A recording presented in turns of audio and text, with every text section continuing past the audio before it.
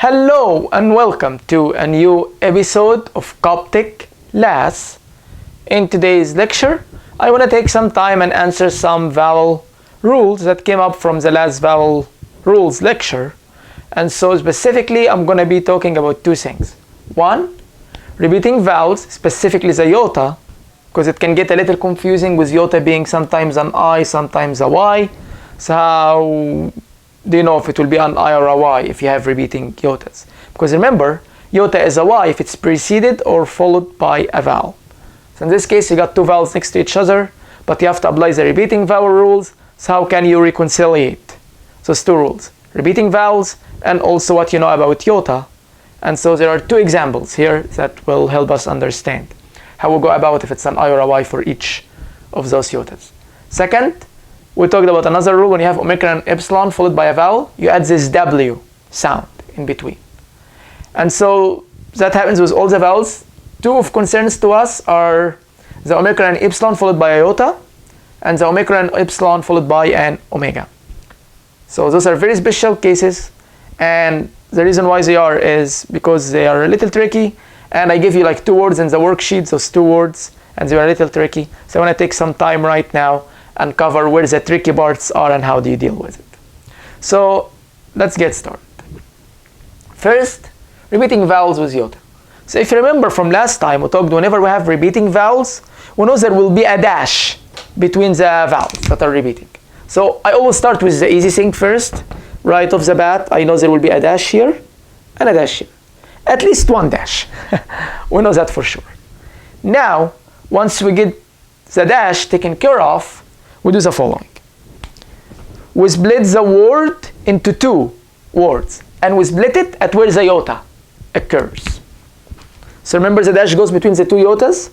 So whatever is before the dash is the first part of the word, second part of the word. Same here. First part of the word, second part of the word. Once you have that, now you treat them as a separate word, totally separate word. Okay? Even though they're one word, now we treat them like two. So we look at what we have before the dash. In one side, you have the letter ni and then iota. So that iota has a ni before it. Ni is not any of the vowels. Remember, our vowels is the hive and wo and then the omicron and epsilon group. So those are all the 8 vowels in the Coptic language. So iota here has a ni. It's none of those letters. Check. After it, remember how we said we treat this first part as its own word? So technically after it there is no iota, right? There is no any vowel in fact. It's just 2-letter word, ni. So you put an N for the letter ni is an N, and this iota would be an I. So it makes the word ni. Okay? That's ni. And then you look at the second part of the word. Iota again, remember, has nothing before it, so it could potentially be an I, but after it there is an omicron or O, and this is one of our vowels. So in this case, because the iota is followed, it's not preceded by anything. Remember, this is a separate word. It's not preceded by anything, but it's followed by a vowel, and it's either or. This would be a Y for the iota. So you put a Y. Omicron is an O.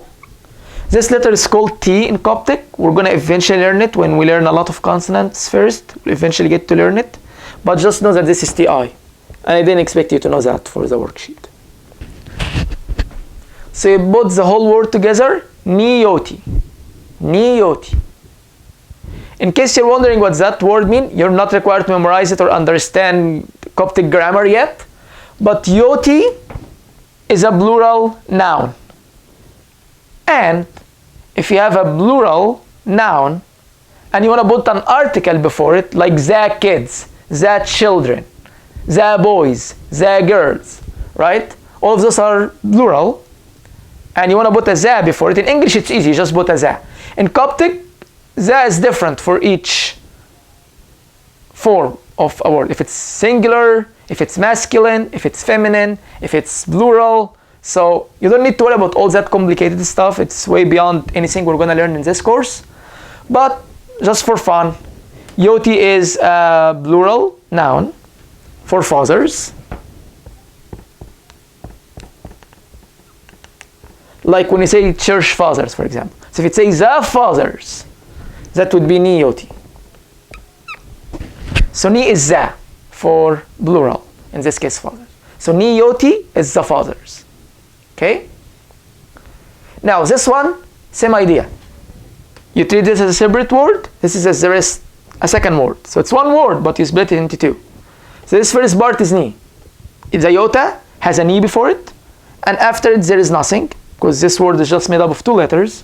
So you put the ni again, just like before. Nothing special here, we're just repeating the obvious so that you understand what I did. Then this iota now has a different vowel. It's still a vowel. So remember, when iota has a vowel before it or after it, in this case, again, nothing before it. This is the beginning of the second word, is the iota. But after there is an alpha. Alpha is one of the vowels down here. So this would be a y as well. And then the alpha, of course, is an a. So this would be ya. This is ru, makes an r sound. Omega, you know as au. And the omicron and epsilon, you know as ou. So you put the whole word together and you get ni yaru'u. Ni yaru'u. Again, you don't require to know the meaning, but yaru'u is reverse. And ni is za. So they're reverse. Okay. Ni yoti, ni yaru'u. Good? So now we learned how to pronounce the iota specifically. So that's repeating vowels.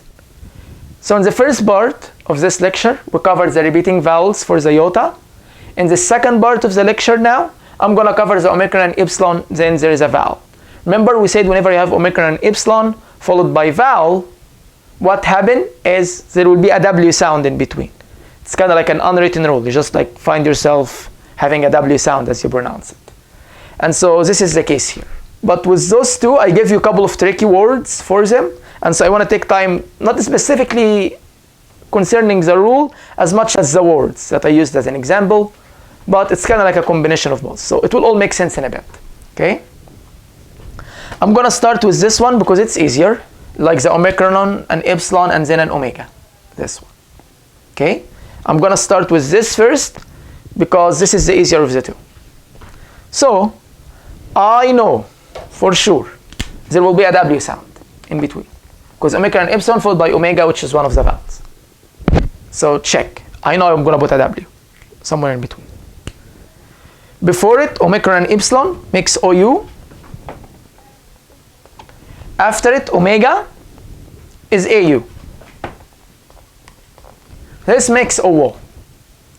And then I try to rush it and say like, look, this is the same part I saw over here. So this one should be like that.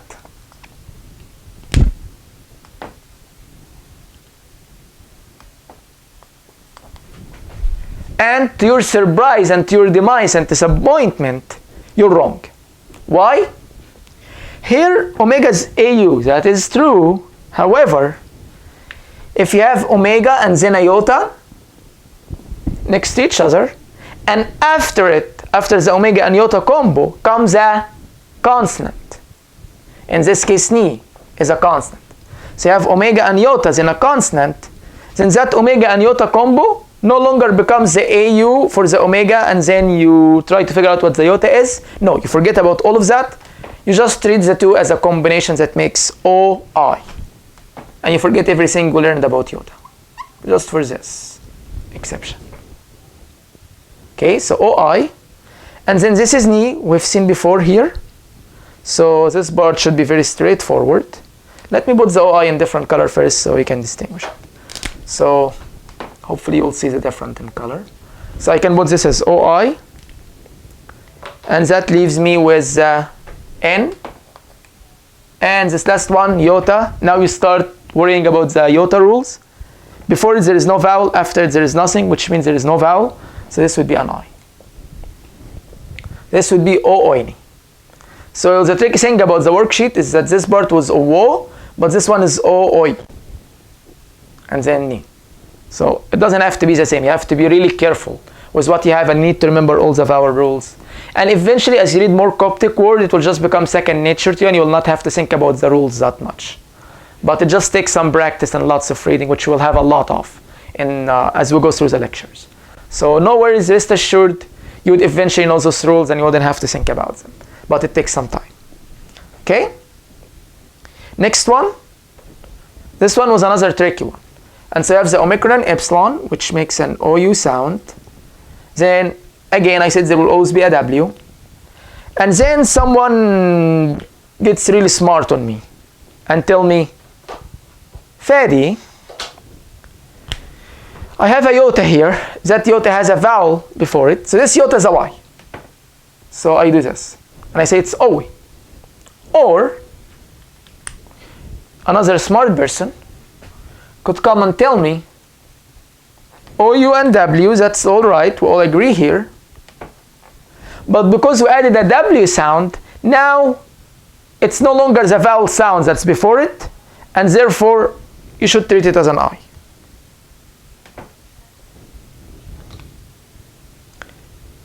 Technically, both are correct. Whether you go with OE with a Y or OE with an I, you're still going to end up saying OE anyway. However, I personally prefer this one because it makes more sense for how we use the Y and I in different words. Okay? So like I always think of a Y, it would make a sound like in yoti, right? In the yoti word, the yoti part of the word. Well, this, when I think of OE, I think of an I. This is why I personally prefer this one.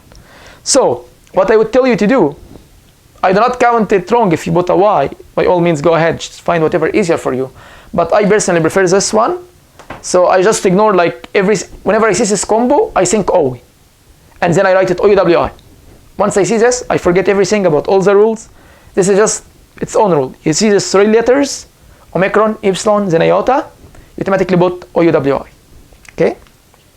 That's very good. So now let's try and get this word. First, you have a genkem with an alpha. You don't need to worry about what the genkem does for now because it's not in the scope of this part of the lecture. You will eventually learn it though. But I just put an A, then a dash. Okay? Then I have tav. This would be one of the of the consonant we're going to learn, which makes a T sound.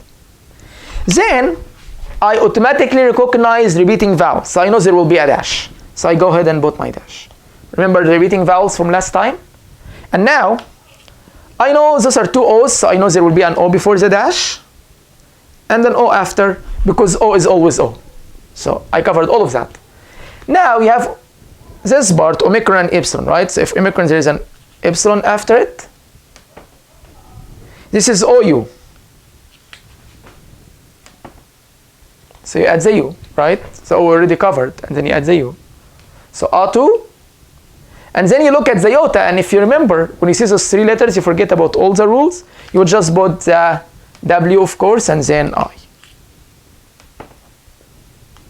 So it would be A2 OE. And let me put the I in the same color we did before. So A2 OE. A2 OE. Okay? In case you're wondering what those words mean, Ooini is light, and A2 OE is morning. Again, you're not required to know those, I just bought them for fun. Okay? But you just need to remember the vowel rules that we talked about. So with that, I am done. Thank you so much for attending this lecture. You all have a good day.